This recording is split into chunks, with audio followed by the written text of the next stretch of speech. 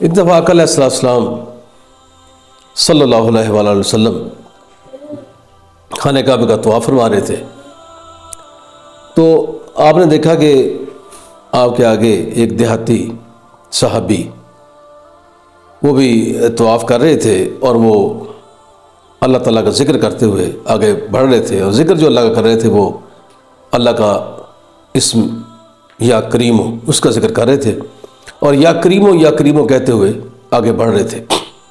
آقا علیہ السلام ان کو دیکھ کر بڑے خوش ہوئے، اور آپ نے پیچھے یا کریمو کا ورد کرنا شروع کر دیا۔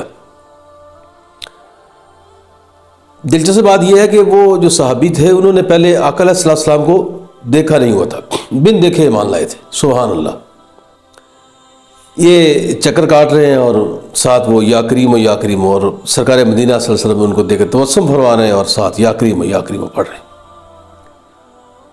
تو انہوں نے جو دیہاتی صحابی تھے انہوں نے فرمایا کہ اے روشن چہرے والے، اگر آپ کا چہرہ اتنا روشن نہ ہوتا تو میں اپنے نبی سے آپ کی شکایت کرتا کہ آپ میری نقل اتار رہے ہیں۔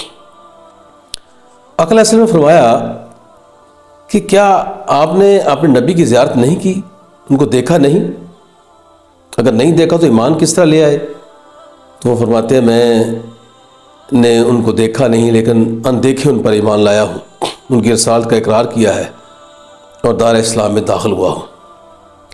آقا علیہ السلام بڑے خوش ہوئے، فرمایا تو خوش ہو جا میرے صحابی، دنیا و آخرت میں میں ہی تیرا نبی ہوں محمد صلی اللہ علیہ وآلہ وسلم۔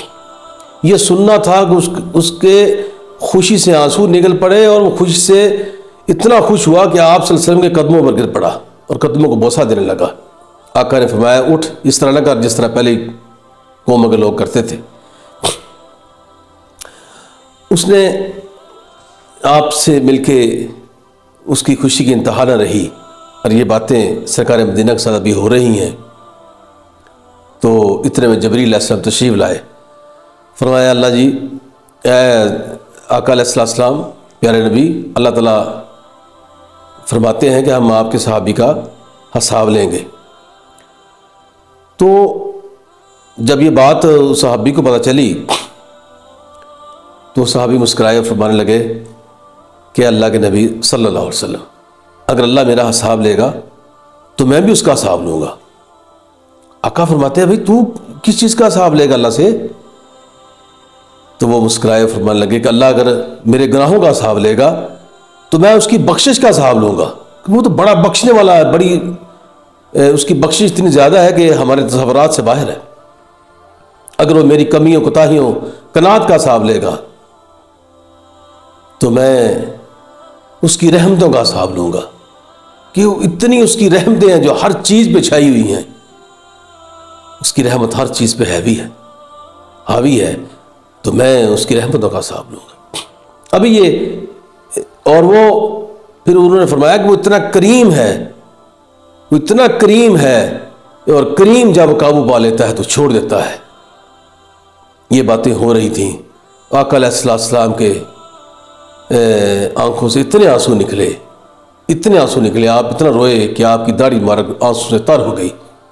اللہ اکبر، جبریل علیہ السلام تشریف لائے، فرمایا کہ یا رسول اللہ صلی اللہ علیہ وسلم، اللہ فرماتے ہیں نہ ہم آپ کے صحابی کا حساب لیں گے نہ وہ ہمارا حساب لے گا، اس کو بشارت دے دیجئے یہ جنت میں آپ کا ساتھی ہوگا، اور رونا بند کریں۔ اللہ فرماتے ہیں کہ آپ کے رونے سے جتنے بھی فرشتے ہیں ان کی تسبیح و تحلیل جو وہ پڑھ رہے ہیں انہوں نے بند کر دی، اس میں خلل پڑ گیا ہے، اور وہ انہوں نے تسبیح و تحلیل جو اللہ تعالیٰ کا ذکر کر رہے ہیں وہ چھوڑ دیا ہے۔